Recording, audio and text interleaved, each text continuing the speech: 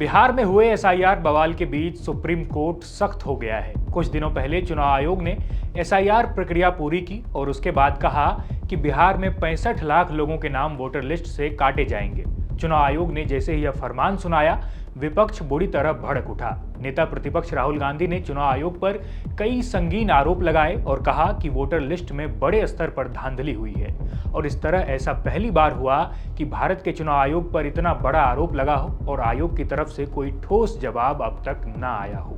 इसी बीच यह मामला सुप्रीम कोर्ट पहुंचा और भारत के सबसे बड़े अदालत में इसको लेकर सुनवाई शुरू हुई। आज सुनवाई के दौरान सुप्रीम कोर्ट ने चुनाव आयोग को कई बड़े आदेश दिए हैं। तो आइए आज आपको बताते हैं कि आज सुनवाई के दौरान सुप्रीम कोर्ट में क्या क्या हुआ। क्या चुनाव आयोग का यह फैसला सुप्रीम कोर्ट में पलट जाएगा? इन सभी सवालों के जवाब आपको इस वीडियो में देते हैं। नमस्कार, मेरा नाम है जयदीप और आप देख रहे हैं India.com। बिहार एसआईआर मामले पर सुप्रीम कोर्ट बीते कुछ दिनों से सुनवाई कर रही है। आज इस सुनवाई का तीसरा दिन था। सुनवाई के शुरू होते ही जस्टिस बागची और जस्टिस कांत ने कई अहम सवाल पूछे।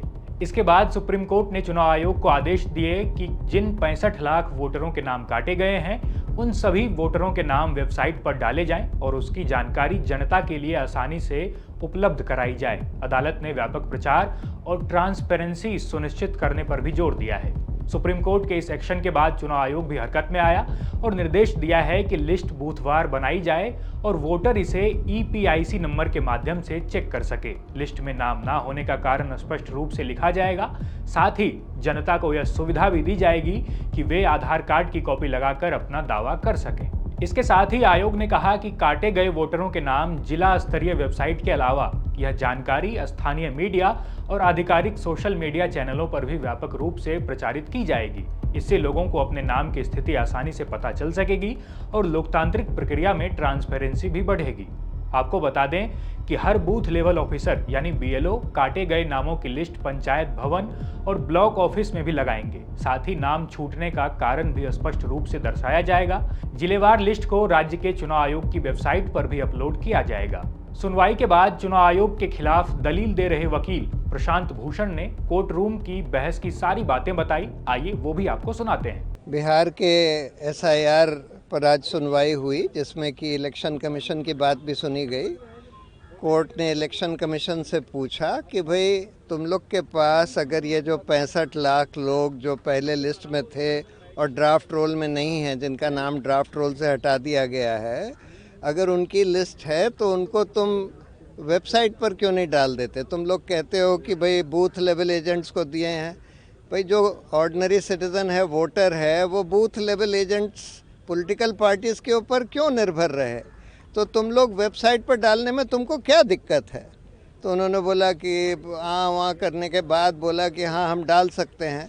तो उन्होंने आदेश दिया है कि 48 घंटे के अंदर सारे डिस्ट्रिक्ट लेवल ऑफिसर्स और चीफ इलेक्टोरल ऑफिसर जो बिहार का है, उनके वेबसाइट्स पर डिस्ट्रिक्ट वाइज और पूरे स्टेट की 65 लाख लोग जिनका नाम लिस्ट से ड्राफ्ट रोल में हटाया गया है, उनका नाम डाला जाए और उसमें किस कारण से हटाया गया है। क्योंकि इलेक्शन कमीशन ये कहता है कि हमको पता है कि इसमें से 24 लाख लोग मर चुके हैं, 32 लाख लोग दूसरी जगह चले गए हैं, वगैरह वगैरह। तो जिस कारण से हटाया गया है वो भी डाला जाए। और आखिर में उन्होंने ये बोला है कि इसकी भी पब्लिसिटी, इसकी तो पब्लिसिटी इलेक्शन कमीशन को करनी ही है, लेकिन साथ में ये भी पब्लिसाइज करें कि कोई भी जना जो अपना नाम डलवाना चाहता है वो अपना आधार कार्ड भी दे सकता है, उन 11 डॉक्यूमेंट्स के अलावा जो इलेक्शन कमीशन ने बताए हैं।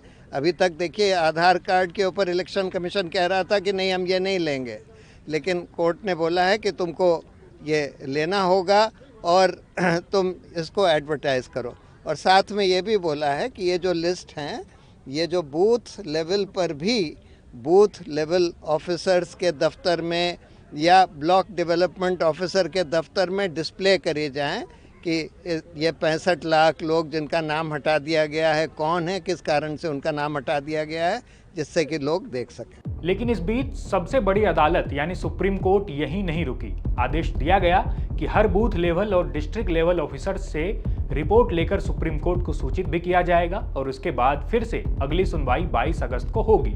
लिस्ट को EPIC सर्चेबल रखा जाएगा ताकि कोई भी मतदाता आसानी से अपने नाम और जरूरी डिटेल डालकर अपने नाम की पुष्टि कर सके। इस पर जो भी अपडेट आएगा वो हम आप तक लगातार पहुंचाते रहेंगे। देश और दुनिया की तमाम खबरों के लिए देखते रहिए India.com।